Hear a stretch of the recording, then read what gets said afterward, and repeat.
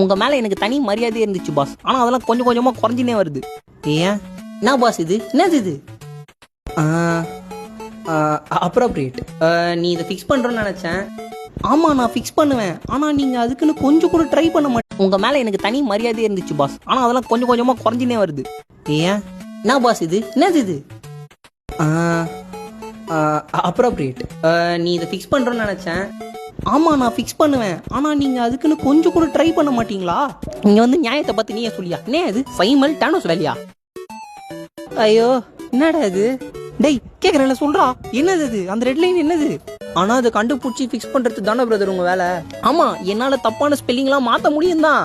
அப்புறம்னா ஆனா உன்னை என்னால மாத்த முடியாதே. டேய் டெக்னாலஜி உங்களை வளர்க்கதாண்டா. இந்த மாதிரி கேவலமா மழுமட்டுத்தனமா மாறினே போறீங்களடா சார். வர வர மரியாதை தேயுது. இதை படிச்சதுக்கு அப்புறம் உனக்கு மரியாதையே தரக்கூடாதுன்னு முடிவு பண்ணிட்டா. என்னது இது? மீனா வலியா?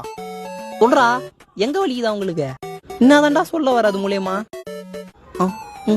மீன் வயல் அளவுரா சாமி.